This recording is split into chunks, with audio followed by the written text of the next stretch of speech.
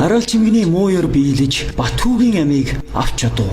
Батхүүгийн аав ээж нь мэдээ ороогүй байхад нь нас барсан учраас тэр бээр хайхрамж муутай төрсөн хатуу сэтгэлтэй бэр ихч хоёрын гар дээр өссөн бөгөөд ах нь хувцсунаар ном дэвтрээс нь залхаад түүнийг сургуульд оруулалгүй гэрийнхээ хар бороо зүтгүүсээр жаахан дөнгөөд үгэмээр болгосон байна.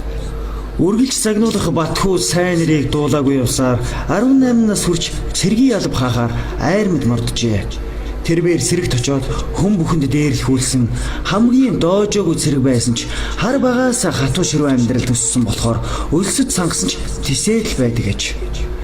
Цэргүүд түүнийг байнга дээрлэхэж байсан ч нэг удаа дарга нартаа гомдол мэдүүлж байсангүй. Гэтэл Батхууд гайдаарч манайд шөнө машины баахан сэлбэг хэрэгсэл алдчихсан байдаг байх шүү. Мань хүн мөрдөнд 2 сар хоригдсны эцэст улаан айрмаас хар айрам руу шилжин тэрэ. Ар гэрээс нь ямар ч эргэлт тойролт байхгүй Батхүү шоронд орсноор төмсний хог түүж идсэн нинжа болсон байна. Түүнийг хоригдол болгон дээрлэхэж гар хөдийн үзүүлэлт зархаас гадна янз бүрээр тамлаж багтаваа хангадаг байв. Батхүү дотроо та нар яах вэ тэгчил байцаа. Хизээ нэгэн цагт та нараас хариугаа авахтаа л авахтаа үе удмаарч нь авна гэж шазуурцсан. Яаж хариугаа авах юм болоо гэхээр тэрээр 12 настай байхдаа бэр ихчтэй өвлийн шөнө гэрээс хөөгдөж гарах бүртээ хог дээр шахуу байдаг долцсон сүрэн гэдэг шавханыг очиж хондог байлаа. Тэр хөгшнийг ойр хавийнхнаа нь Баруун аймгийн хар хил амтай хөнгөж орхон бүхэл гадуурнж гарах дургүй байсан гэж. Хөгшин Батхүүгээр модоо хаглуулад чиний сэтгэлд доторх муу ёр 20 нас хүрэхийн цагт хэнд ч дийлдэхгүй болно. Тэр цагт над дээр чиний явсан цаг уулзсан хүн бүхэн чинь зовлон унах болно гэдэг байжээ. Батхүү тийм учраас шоронгоос гарч байгаад айхтар хараалж болно гэж бодох болж. Түүний сэтгэл зүрхэнд нь өшөө хорсол атаархлаас өөр зүйл бодогдохоо байгаад олон жил болсон ажгүй. Батхүү 2 жил хоригдсны эцэст шоронгоос суллагдж төрсөн ахынд очсон байна. Ах Бат амглан түүнийг шууд л хөөж чамайг бид нас биенд чинь хүртэл тижээлээ. Харин чи өөрийнхөө өмхаагүйгээс болж шоронд орсон. Одоо манай гэрээс зайлж өөрийгөө тижээж үз гэжээ. Батхүү нэг их юм бодлгүй гарч нөгөө хараал чингэн долцсон сүрэнгийнхийг зорилоо. Тэдний хар гэр улам яаж исэн үзэгдэх бөгөөд зуны халуунд өрхөн бүтээлхтэй байв. Тэрээр хаалгыг нь татан орвол нэлхийсэн өмхийн үнэг нэртэж үстэдэл нөмөрсөн хөгшин арай ядан өндөгөөд Батхүү юу? Тийм ээ. Чамайг ирнэ гэж би мэдэж байсан юм ба. Алуу гарааг гэлээ. Батхүү орныхон өмнө очиод гараа өгөл хөгшин цэл хүүтэн гараараа барьж миний би аль хэдийн үхэд өмхөж өгсөн ч дотоод сэтгэл маань бусдыг хорлох чадaltaйгаа байгаа. Чи бүгдийг урдаас нь харж сур. Би хэзээ өгөх бол гэж асуулаа. Батхүү түүнийг нилээд ажиглаж байснаа.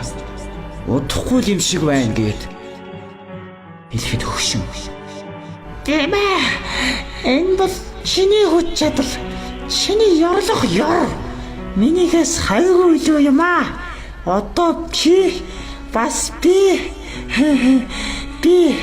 чиний хүснээр өхнө. Чамд хэнд ч дийлдэхгүй хараач болох их ирээдүй байна.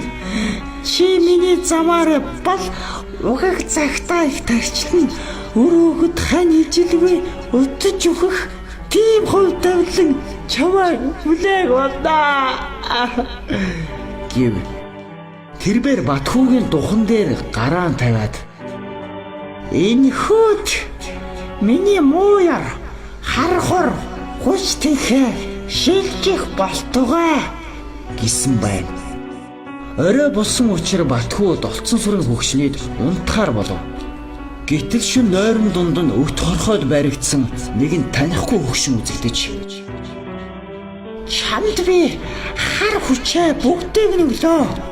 Гурван хүүг минь шатааж алсан тэднээс миний өшөө хослыг чи автугаа гэд дээгүүр нь харайнгаа хэлхийг Батхүү сонсоод ч байх шиг зүүдлээд ч байх шиг ажгүй өглөө болж Батхүү сэрэн харвал шөнийн явдал зүйл мэт санагдаж хөгшнийг дуудвал аль хэдийн амьсгал хураажээ. Тэрээр сандран босч энэ хөгшин ингээд хүчдэг байж уг нь гэлтэйгээ шатчихвал зүгээр дээ гэж бодсоор гарчээ. Түүнийг холдож амжаагүй байтал асгасан үнснээс цог хийч хөгшний навсрахын хар гэр дээр унаад утаа өгж эхэллээ. Төдөлгүй ширүүн салхи гарч хар гэр нүд дэрэмхийн зургүй шатарч дууслаа. Батхүү ахынхаа хашааны гадуур гарахдаа манай ахын харамч авгаан өрөөсөн хөл хугарч тахир татуу болоосай гэж бодоод өнгөрч. Гэтэл маргааш нь ахынх нь авгаа машины осолд орж амь нас нь гайгүй өнгөрсөн ч өрөөсөн хөлөө тайруулсан байна. Үүнээс хойш Батхүү өөртөө улам итгэж урд өмнөх өш хонцонтой хүмүүсийн занаж эхлэв. Тэгээд тэр нэгэн зэврүүн салхитай өдөр овоон дээр гарч суугаад айрмад байснаа бодов. Дархны гийтлэр ган төмөр химээх цэрэг түүнийг байнга дарамтлж зоддог байсан гинэт санаанд нь орж гийтлэр ган төмөр муу новш одоо дарханд байгаа байх та. Гурван хүүгээ шатаалгаж алуулсан ихийн хүч чадал надаар дамжиж байгаа цагт түүний гар хөлн тасраарай гэж хараалаа. Мөн шоронд байхад түүний танхины цогоор түлж байсан мохой толгойд бадамсран гэдгээр нүдэнд нь үзэгдэхэд одоо тэр баг нүүрийн шоронд нүүрс малтаж байгаа. Нуранганд дарагдахдаа ламайг нэг санчхаасай гэж бодов. Түүний хар хүч гэрлийн хурдаар үйлчилж дарахад зүв зүгээр архитаж байсан ган төмөр архины ааганд цохиулан жалганд унснаар гар хөлөө хөлдөөж амтай голтой үлдсэн ч гар хөлөө тайруулахаас аргагүй болсон байна. Мөн баг нүүрийн шоронд нүүрс малтаж байсан бадамсран нуранганд дарагдахдаа би муу ч олооныг яргалж байжтэй. Муу Батхүүг арайч дэндүүлж байжээ гэж бодох агшин түүний дээрээс нүүрсний цооногны бэхэлгээ мод мултарч нохой амийг нь авч чаджээ. Иймэрхүү үйл явдлууд киноны кадр шиг жигэлцэж Батхүү учиргүй ихээр ядрав. Тэрээр үүнээс хойш хар хил амтай гэгдэж муудалсан хүнээсээ өшөө авч хид хідэн хүнийг өрөөл татанхай болгосон гэдэг. Өөдөө хайсан чулуу өөрийн толгой дээр гихчээ альва элдв хараал зүхэл муу үл нь эргээд заавал өөрт нь гай түүтгэр болдог ёсон бий. Хойтон жилийн зунан Батхүү өөрийнхөө хараасан хүнийг яаж зовж байгааг харахаар Баян хонгор аймаг руу явлаа. Тэр замдаа сууж явсан жолоочтойгоо муудалцаж дөрвөн дугуйчин дээшээ дөрвөлжин кабин чин доошоо харах гэж муухайгаар хэлжээ. Гэтэл хэдэн хормын дараа өөрийнх нь сууж явсан машин уруу газар руу тоормоз барилгүй тэр чигтээ давхиж жалга руу унсан байна. Аз болж жолооч амьд гарсан бөгөөд хөлн хугарсан Батхүү муу санаалж жолоочтойгоо цуг аймгийн төв явах замын унаанд дайгдсангүй ойролцоо хайлт үлджээ. Тэр айл нь хүн бүл муутай ганц бие эмгэнийх байсан бөгөөд Батхүүг тэр болгон асарт сувилж чадсангүй.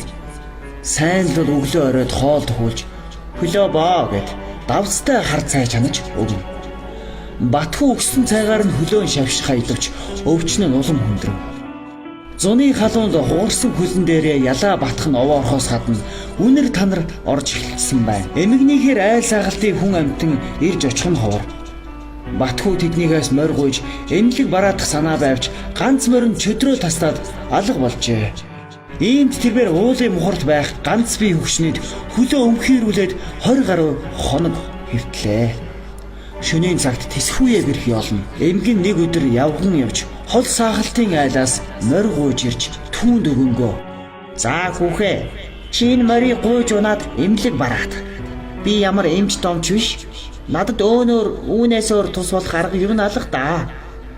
Чи 5 цаг шогшоод эмнэлгийн бараа харна. Энэ морь жаахан бусгатгаас өөр гимгүйг нь үлээтэй газраас холхон яваарай хүмүүн гэд Батхүүг төшин морин дээр мордуулаад гаргаж өгөв. Угийн морь унаж үзээгүй Батхүү пөг шогшуулахаас цааш хитэрсэнгүй.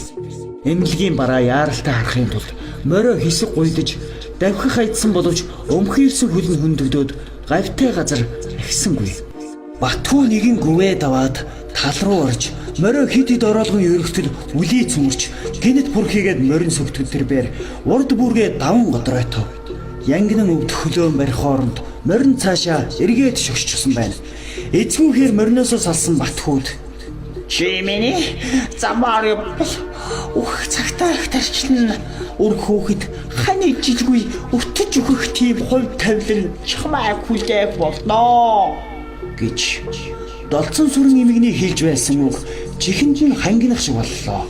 Энэ үг ёсоор болсон бөгөөд шашны сударт өгүүлсэн байдаг Шимнуусан аймгийн төлөөлөгч болсон Хараалчир Батхүү зэлүү тэр газар амьсгал хураажээ.